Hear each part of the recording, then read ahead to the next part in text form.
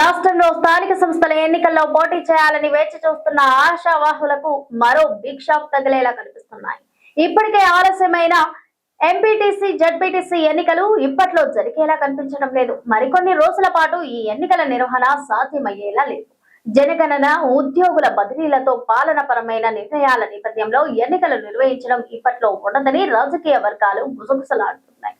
దీంతో ప్రత్యేక అధికారులే పాలన సాగించనున్నారు. తెలంగాణలో గత కొంతకాలంగా వాయిదా పడుతూ వస్తున్న ఎంపీటీసీ జడ్పీటీసీ ఎన్నికలు మరింత ఆలస్యమయ్యే అవకాశాలు కనిపిస్తున్నాయి. జూలై నెల చివరి వరకు స్థానిక సంస్థల ఎన్నికల నిర్వహణ లేనట్లేనా అనే సందేహాలు కలుగుతున్నాయి. దీంతో ఎంపీటీసీ జడ్పీటీసీ ఎన్నికల్లో పోటీ చేసేందుకు అన్ని రకాలుగా ప్రయత్నాలు చేస్తున్న ఆశావాహుల అభ్యర్థులంతా మరికొంతకాలం వేచి చూడాల్సిన పరిస్థితి తప్పదనే ఊహాగానాలు వినిపిస్తున్నాయి. ప్రస్తుతం 2 నెలల పాటు జనగణన ప్రక్రియ నిర్వహించడంతో పాటు ఉద్యోగుల బదిలీలు కూడా ఉన్న నేపథ్యంలో ప్రభుత్వ అధికారులు తమ విధుల్లో బిజీగా ఉండనున్నారు. దీంతో ఎన్నికల నిర్వహణ సాధ్యం కాదని తెలుస్తోంది. ప్రస్తుతం రాష్ట్రంలో కొనసాగుతున్న పాలనాపరమైన ప్రక్రియలతో పాటు విద్యా సంవత్సరం మారనున్న నేపథ్యంలో జూలై నెల చివరి వరకు స్థానిక ఎన్నికల నిర్వహణ సాధ్యం కాదని అర్థమవుతోంది.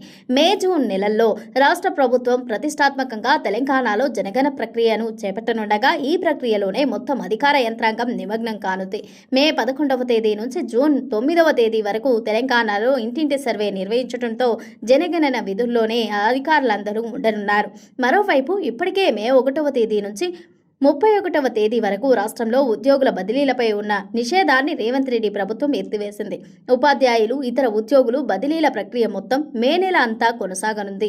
ఆ తర్వాత మళ్లీ జూన్ 1వ తేదీ నుంచి ఉద్యోగుల బదిలీలపై నిషేధం అమల్లోకి రానుంది. అయితే ఆ లోపు ఎంపీటీసీ జడ్పీటీసీ ఎన్నికల నిర్వహణ అసాధ్యమని స్పష్టమవుతోంది. అదే సమయంలో జూన్ నెలలో రాష్ట్రంలో స్కూళ్లు తిరిగి ప్రారంభం కానున్నాయి. స్కూళ్లు తిరిగి ప్రారంభం కావడంతో అడ్మిషన్ల పెంపు, స్కూళ్లను మరింత బాగు చేయడం వంటి కార్యక్రమాలపై రాష్ట్ర విద్యాశాఖ ప్రత్యేక దృష్టి పెట్టనుంది. ఇక ఉపాధ్యాయులు కూడా అడ్మిషన్ పనుల్లో బిజీగా ఉండటం వల్ల స్థానిక సంస్థల ఎన్నికల నిర్వహణకు సిబ్బంది కొరత ఏర్పడే అవకాశాలు కనిపిస్తున్నాయి.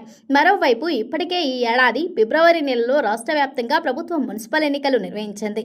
ఈ ఎన్నికలు పూర్తయిన వెంటనే స్థానిక సంస్థల ఎన్నికలు నిర్వహిస్తారనే ప్రచారం జరిగింది. దీంతో ఆశావాహుల్లో ఉత్సాహం పెరిగింది. కానీ రేవంత్ రెడ్డి ప్రభుత్వం బీసీ రిజర్వేషన్లను ఖరారు చేసేందుకు కులగణన లేదా తాజా జనగణన లెక్కలను ప్రామాణికంగా తీసుకోవాలని యోచిస్తోంది. ఈ నేపథ్యంలోనే ఈ జనగణన ప్రక్రియ ముగియకుండా ఎన్నికల నోటిఫికేషన్ ఇవ్వాలా వద్దా అని రాష్ట్ర ప్రభుత్వం అయోమయంలో పడింది. ఈ నేపథ్యంలో రాష్ట్ర ప్రభుత్వ వర్గాలు వెల్లడిస్తున్న వివరాల ప్రకారం జూలై నెల చివరి నాటికి రాష్ట్రంలో జనగణన సర్వేతో పాటు ఉద్యోగుల ట్రాన్స్ఫర్ల ప్రక్రియ కూడా ఒక కొలిక్కి వచ్చే అవకాశాలున్నాయి. దీంతో ఆ తర్వాత ఆగస్టు లేదా సెప్టెంబర్ నెలలో ఎంపీటీసీ జడ్పీటీసీ ఎన్నికలను నిర్వహించేందుకు రాష్ట్ర ప్రభుత్వం చర్యలు తీసుకునేలా కనిపిస్తోంది. ఈ నేపథ్యంలోనే అప్పటి వరకు స్పెషల్ ఆఫీసర్ల పాలనలోనే మండల్ పరిషత్, జిల్లా పరిషత్లు కొనసాగనున్నాయి.